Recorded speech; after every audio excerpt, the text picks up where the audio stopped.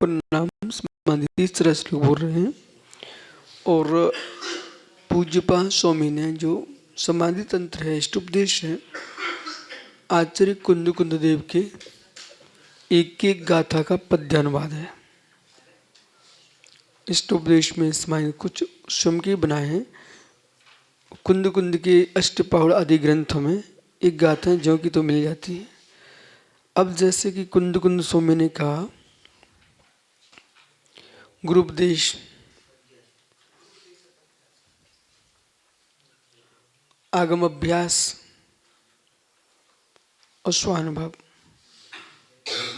ये तीन से हम आत्मतत्व को कहते हैं, समझना चाहिए। उसी बात को आचार्य पूज्यपा स्वामी कह रहे हैं। श्रुतेन लिंगेन यथात्मशक्ति समानता कारणेन सम्यक् समीच्य केवल सुखस्पृहाणाम्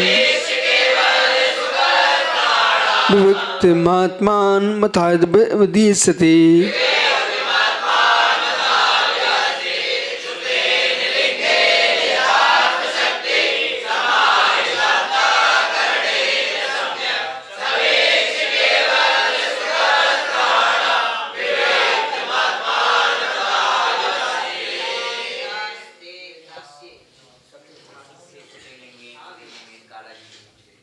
अब ये इसका बहुत प्रयोग करते थे,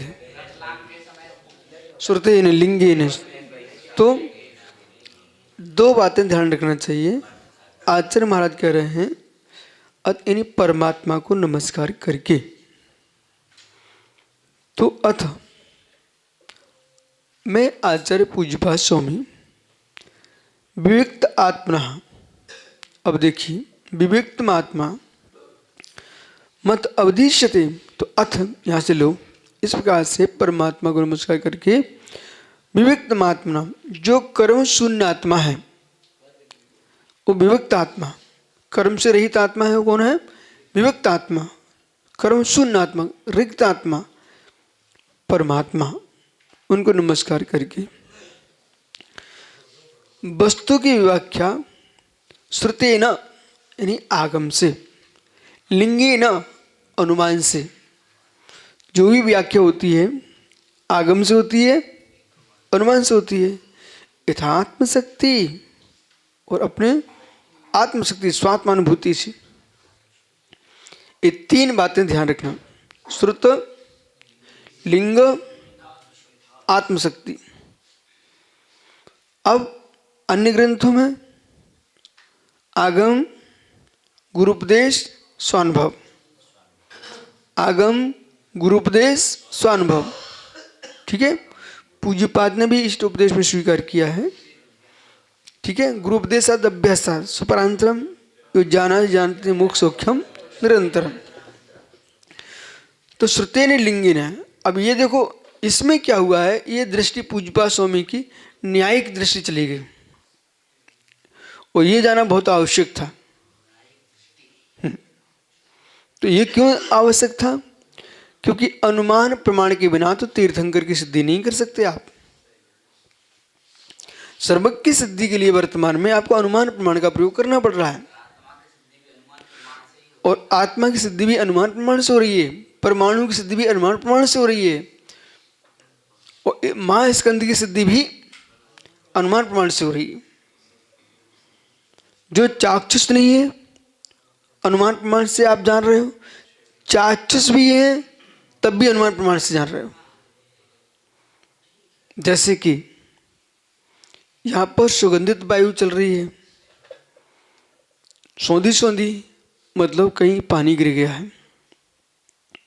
ठीक है, मुर्दे की जलने की सुगंध, दुर्गंध आ रही है, तुम यहां बैठे हुए हो, अरे शमशान में कहीं मुर्दा जल गया, ईटी के अवे के अंदर से भी गंध आती है, वो भी सौंधी सौंधी गंध आती है। ठीक है, तो ये अपन को समझ में आता है। और बहुत दूर पे कोई मेढ़ा खड़ा हुआ है, मेढ़ा तुम्हें दिख नहीं रहा, पर उसके शरीर का जो पसीनी गंध आती है, तो अपने देखो भाई कहीं ना कहीं मेढ़ा है यहाँ पर, भेड़ भेड़ भेड़ मादा, भेड़ नर। आइए अब दृष्टांत पल्लव मत करो, सम पल्लव।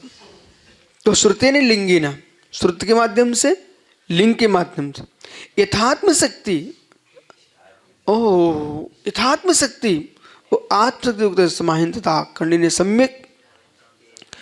तो समीत से केवल स्कर्श प्राणायाम क्यों? समाहिता अंतकरण समाहि समाहि अंतः करने ना, समाधि से युक्त यानी एकाग्रचित होकर के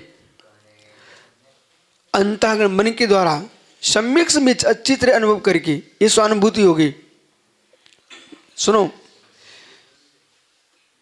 ये क्या हो गया? स्वानुभव। जो भी तुम जानोगे, जो भी समझोगे, आपके व्याख्यान में आएगा, वह स्वानुभव तो होना ही चाहिए। और समीच से देना, अच्छी तरह से देख करके, अनुभव करके। समीच से आप मूल को देखो, समीच से यानी अच्छी तरह से देख करके, जान करके, समझ करके, स्वानुभव।